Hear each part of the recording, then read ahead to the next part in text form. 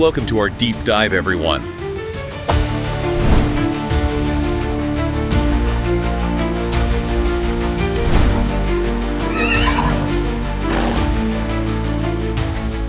Welcome to the deep dive. So for this deep dive, we've got a good amount of information looking at the V75 races for April 26, 2025. Right. Our goal here is to, well, walk through all 7 races, V75-1, right through to V75-7. Okay, let's kick things off then with V75-1. It's a starting race, and right away, a few names pop up quite a bit in the material. That's right. Ready Star is one you see mentioned a lot. The information we have notes it had a difficult start last time out. Oh, yeah. Almost a hop, apparently, and then even galloped. But despite all that, it seems it still had plenty left in the tank at the finish. Plus, its breeding gets a mention, and the trainer, Jürgen Westholm, believes it's training really well.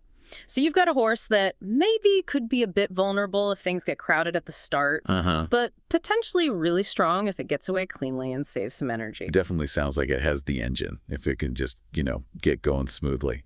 Then there's Green Hills Dancer, noted for a strong win, right? Yeah. Yep, and did it quite comfortably, apparently, even though the early pace was slow. Shows some versatility. Okay. And Mr. Garincha. Ah, yes, Mr. Garincha. The material really emphasizes the improvement after winter training. Big step up. How so? Well, it won its last race, and the key thing was that final 800 meters under 1.0. That's moving. Plus, like Ready Star, excellent breeding as mentioned, that kind of time drop suggests it's really come into its own. Right, could be peaking. Makes sense.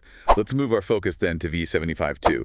This is Diamansto, a race for mares, and it uses a tiered starting system. So who's highlighted here? Esperia Font stands out. Top mare, good driver bike, is driving and, crucially, running barefoot all around. Which can be a big plus. Right. Better grip, less weight. Sometimes, yeah.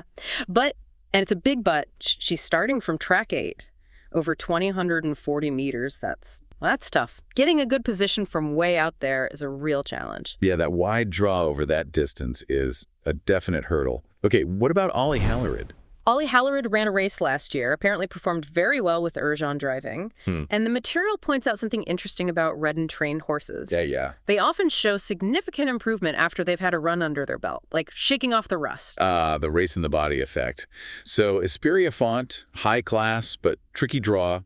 And Ollie Hallerid, potentially much sharper second time out. And Darlington Fame is another to consider. We'll have a hood on, which can help with focus, and racing barefoot behind. Right, another equipment angle. So a mix of early speed and consistent types. Let's dive into V75-3, the Silver Division Final. These are usually very competitive races. Absolutely. High-quality horses. And Mizai looks like a pretty strong favorite here. Why is that? Mostly down to the starting position. Track 1. Very likely to take the early lead from there. Pole position, yeah. Described as very stylish, too. And has won V75 races over this distance before.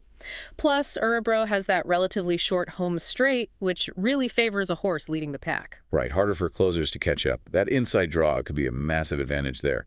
What about HCS Crazy Horse? We mentioned that one before. Yeah, HCS Crazy Horse was a previous pick, wasn't it? Performed really well last time, finished strongly to win, and has a decent starting position here, too. Track 4 should get a good run from there. Okay, so Mizai looking perfectly placed to control it from the front. HES Crazy Horse coming in with good form and a fair draw. Who does the material see as the main challengers?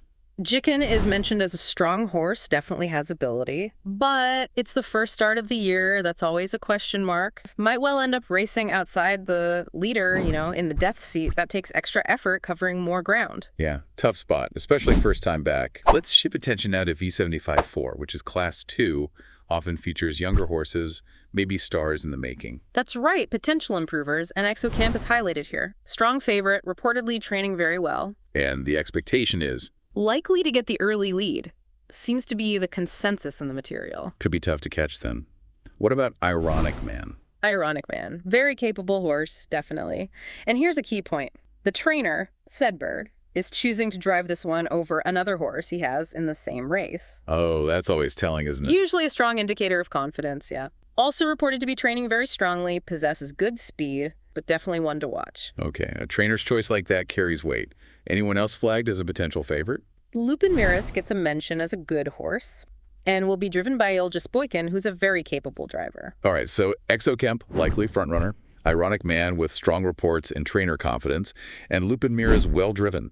Let's move on then to V75-5. Middle leg of the V75, often crucial. Definitely. Can be pivotal. And Jackpot Mira's is seen as a significant favorite here. Likely leader again. That's the expectation, yeah. Likely takes the lead. And it won easily last time it met one of its key rivals here. Okay, sounds like a strong contender. Who are the main challengers according to the material? Make or Break Zazie is highlighted as a, quote, major threat. Oh, really? Why's that? The info suggests it was deliberately held back last time out, finished with plenty of energy left, apparently, plus barefoot all around again, and the trainer is reportedly very keen for a win over this distance, 1,600 meters. Sounds like they mean business. Right, saved energy, barefoot, motivated trainer. Make or Break Zazie could definitely turn the tables. What about Savastano? Savastano ran a really strong race against Jackpot Mira's previously, but the material says it wasn't quite as good last time they met. Still considered a serious contender, though. Maybe just a slight question mark on recent form compared to the rival. A bit of inconsistency, perhaps. Anyone else pointed out as a key challenger? Jongleur. This one's interesting. Mentioned as possibly the best horse in the race, ability-wise. Whoa. It's known to be incredibly fast from the start, though opened in 1.06.5 for the first 500 meters before. So the speed is there, but can it find racing room from that spot? That's the big question. Now we move to V75-6, the Håkan Lillis Olsen's Lopp. This is the last chance qualifier for the Paralympia Trivet, right? So stakes are high. Absolutely. Expect maximum effort here. And Mr. Hercules is highlighted as the clear favorite. Why clear? Well, it won this exact race last year, plus won convincingly last time out, although that was maybe an easier race. And the experience of racing in France recently should have toughened him up against good competition. Okay, strong credentials. A repeat win seems very possible based on the info. Who are the main challengers?